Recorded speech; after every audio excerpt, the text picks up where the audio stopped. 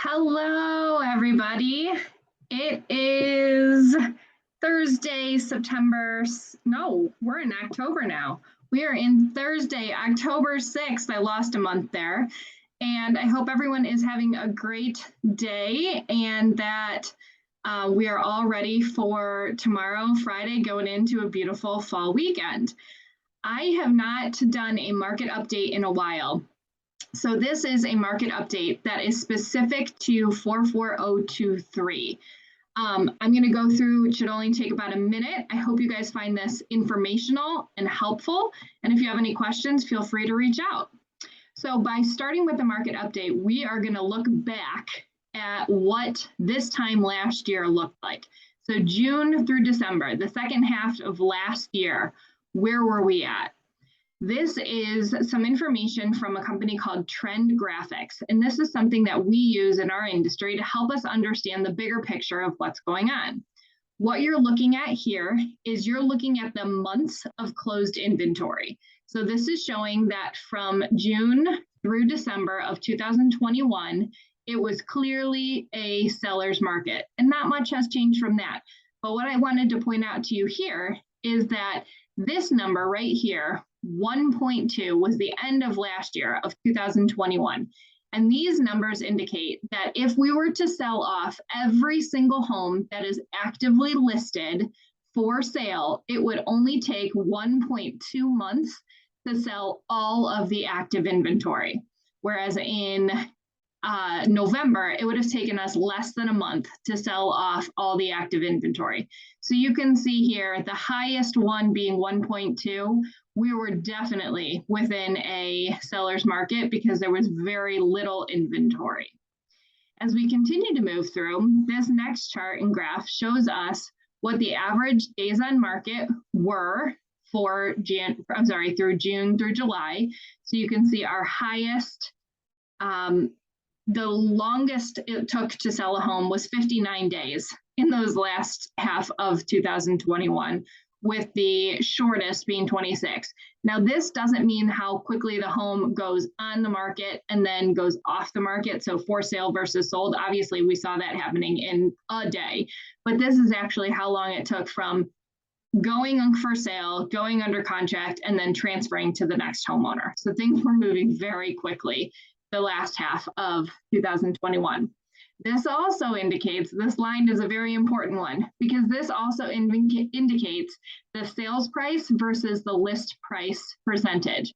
So homes were selling on average about 100% of listing price, 100% of asking price, 102%. Oh boy, in September, we really dropped down. People were negotiating at 98% list price versus sales price.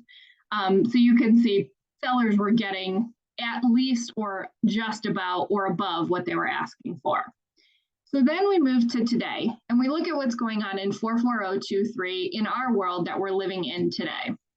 This one slide is showing us that there are 25 homes that are active and for sale currently, single family homes for sale in 44023. There are only 25 homes. I did no restrictions based on size, based on price, based on anything else other than it had to be a single family home in 44023.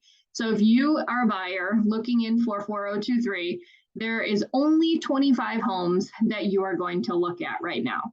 Now, if you are a buyer and you are looking for a condo in 44023, well, good luck, because there are only 4 active condos for sale. So you can see based on the inventory that we have in 44023, there is very, very little that is on the market. There are a total of 29 homes that you can look at if you're looking for a home in 44023. When I look back at the sold homes, so these ones were all homes that are currently on the market.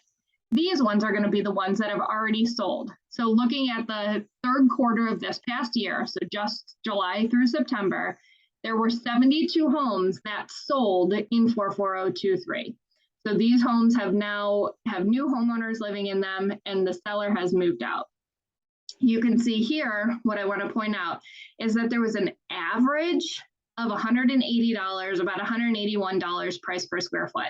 So this means that if you want a real ballpark answer to what your house is worth, go ahead, and you live in a single family home, go ahead and take your square footage, not your basement square footage, your above grade square footage, and multiply it by 180. And this is going to show you approximately what your home would be worth. And then you can see that these were the sale price, the actual transfer price numbers. So there was a minimum, a maximum, and an average. And then this, of course, shows that the sales price versus list price. So you can see we're still getting a really, really good number for the seller. And then on the condo side, sorry, real quick, there were 72 single family homes that sold in the third quarter of this year, I should say, and there were 13 condo sales. So same thing here. If you live in a condo, go ahead and take that $166 per square foot. So 166 times your square footage, and that's going to give you a real good average. Your list price versus sales price ratio is still super high, and the average sales price is great for condos. Are you curious what your home is worth? Definitely just reach out. I'm not going to track anyone down and try to get anyone to sell, but if you're curious, let me know. I'm here to help. I hope that was informational, gave you some good information. There's a lot more at my fingertips. So if you're curious about any other zip code or any other submarket, just let me know. I'm here to help. I hope everyone is going to have a great weekend, and I'll talk to you soon. Thanks.